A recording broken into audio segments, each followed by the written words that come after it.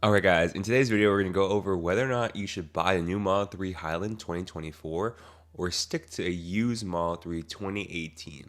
So just keep in mind that the Model 3 Highland is double the price of a used Model 3. If you get a standard range Model 3 Highland, you're looking at $38,990 in the United States or $47,740 for Model 3 long range in the United States. Also, keep in mind that the Model 3 no longer has the EV credit of $7,500, which is unfortunate. However, I believe there is still a used EV tax credit for a used Model 3, according to Carvana. I could be wrong at this time whenever you're watching the video. So, the new Model 3 Highland is aesthetically pleasing. I actually think it looks like a mini Model S, as you can see here in this video. When you open up the new Model 3, you have an updated interior, like ambient lighting that goes all around the car. It's gorgeous, as well as you have a ambient lighting in the back seat, which is updated by going into the car itself and going to the main screen, and you can change that. You have haptic feedback touch buttons over here, which feel a lot better than the original buttons.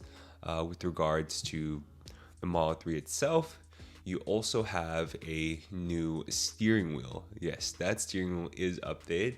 The older Model 3, the steering wheel felt kind of like cheap because they're mass producing the car. This Model 3 steering wheel feels very, very nice. With regards to the wheel itself, the buttons all have changed. And if you look here on the Model 3, the center console changed as well. More premium of an interior than previous renditions of the Model 3.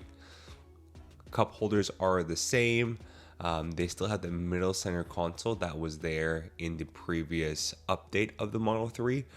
I believe it happened around 2021, maybe late 2020.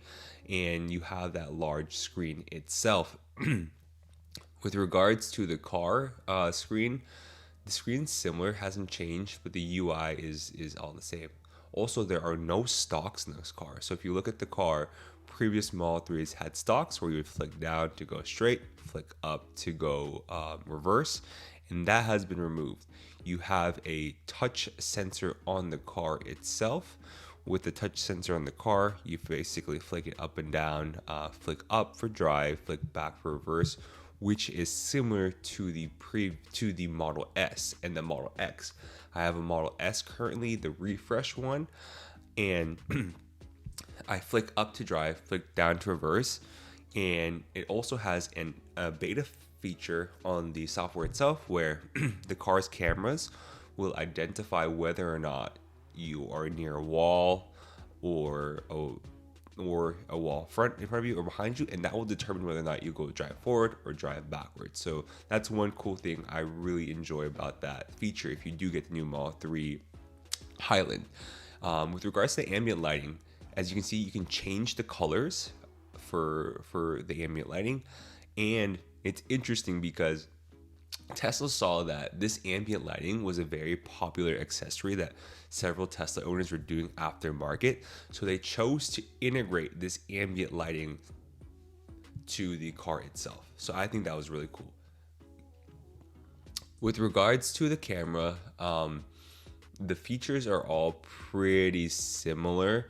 The software itself updates on a basically as needed basis, right? So Tesla will push you software updates for the car itself, and basically when Tesla has those updates, you update your car, connect to Wi-Fi, and you'll get all the most recent features. And this will be similar for the Model 3 2018 and the Model 3 Highland. So any software updates where the car is getting better with regards to like just the user interface, the features within the car, that will occur for any Model 3 that you have. It's just really the hardware. And when I refer to hardware is the actual car itself, like the physical features of the car.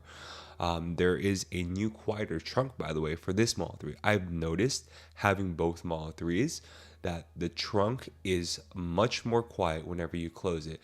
There is kind of like an aggressive close on the previous Model 3 as well as having the Model Y, and this trunk is much more quieter. So we're going to jump in now to the Model 3 2018, and I'm going to just show you basically what the car is like for the previous rendition. So as you can see, the steering wheels, it does look a lot kind of more dated. You have like scroll wheels that have rubber instead of kind of metal, and it's gonna have more wear and tear for the scrolls itself, and it doesn't feel as nice. However, it does kind of get the job done.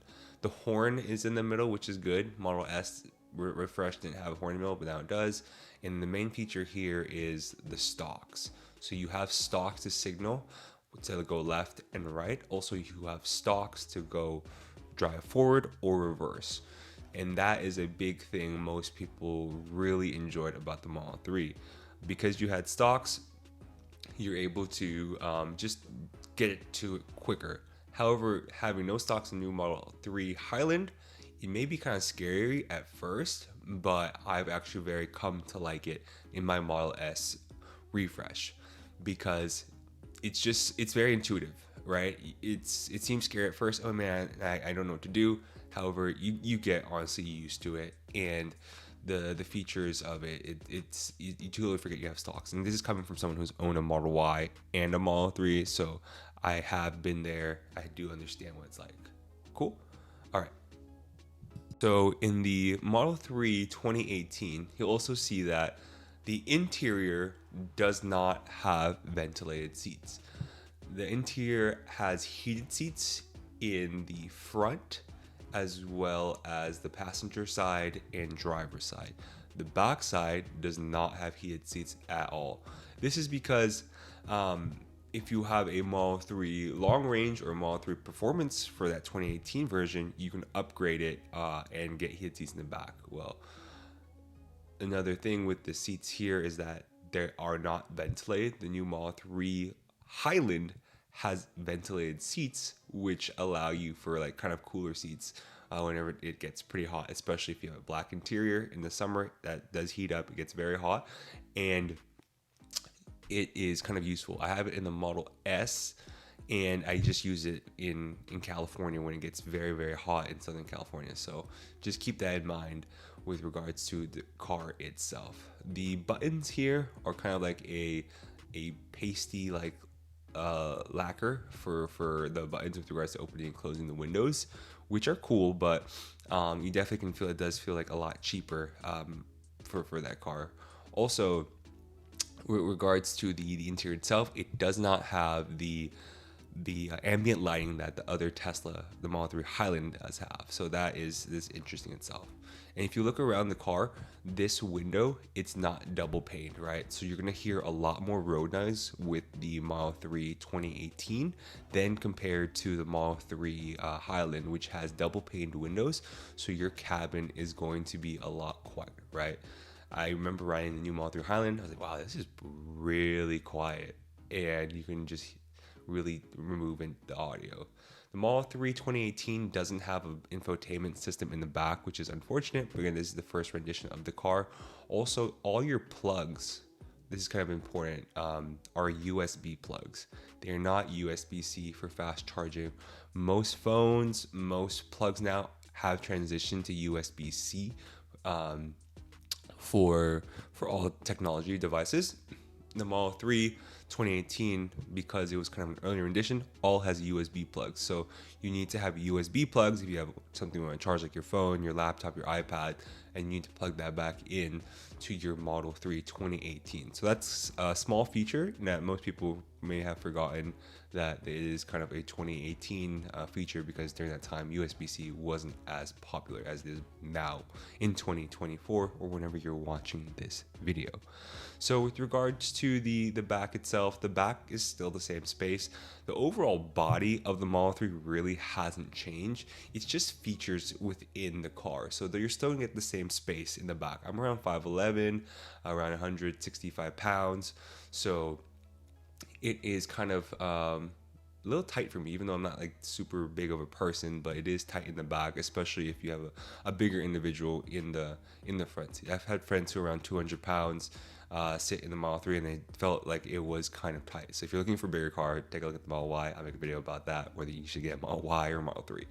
So with regards to the interior itself, as you can see, like it is that pleather, that fake leather seat or vegan leather seat, and it does feel comfortable, right? The one thing I've noticed about the older Model 3 is that the seats feel like marshmallows, right? And then the new Model 3, the seats are more kind of firm and feels like a sports car in a sense. Regards to the exterior of the car, you have a whole bunch of chrome throughout the car. As you can see, it's like very shiny around the window, the door handles, and that's chrome. In the new Model 3, it's all blacked out. So there is no chrome on the car except for the Tesla T itself, right? So that is one thing about the exterior of the car. As well as if you're gonna take a look at the headlights are kind of like more of a bubbly look compared to the new Model 3 Highland, which has more of an aggressive kind of sports car look, similar to the Model S long range, which I think is really cool. I actually like the Model 3 long range, or Model 3 Highland headlights. The aero wheels are kind of a lot different as well. They're less aggressive looking. They look more like fans. I think the Model 3 Highland's look is more aggressive looking. So the Model 3 is like really transitioning to look like a baby Model S, which I've kind of noticed. Regarding the back itself, the headlights are, or the taillights are different, right? They're a lot bigger. And you have a T for the logo in the back of the Tesla rather than Tesla spelled out that in the new Model 3 Highland. The charge port is the same, has not changed, and that's standard through the 3, the S, the X, and the Y, which is pretty cool. All right, so we're gonna be in the last portion of the video now. I want to give you my thoughts whether or not you should actually buy a Model 3 used or a Model 3 Highland, the brand new one, for about $47,000. So keep in mind, a used Model 3 is going around $20,000 right now, which is a steal right now, especially if you're able to get an EV rebate. And $20,000 for a used Model 3 is a really good deal because you can probably sell it for the same price in the next few years, similar to like a Honda Accord. But keep in mind, you are getting the earliest Model 3 and it may have some battery degradation. However, for that price, you get autopilot, you get to basically all the great features Tesla has. You just don't get all the updated nooks and crannies, right? Which isn't a big deal. And in my personal opinion, especially in this financial climate, I think that you should get a used Model 3 for $20,000 because you'll save a lot of money. The updates you get for the car are pushed via software, and everyone gets those software updates. If you have $50,000 in the bank just to spend and you don't need it, then get the new Model 3. It's beautiful, great suspension, super quiet, and it gets all the nooks and crannies, and it's an eye turner. However, if you're just a normal person who wants to have a great everyday car and will last for a long, long time, these batteries very sturdy and great, then you should get the used Model 3. With that being said, follow me. Please like, comment, subscribe. Follow my video for more Tesla videos, and I'll catch you guys later.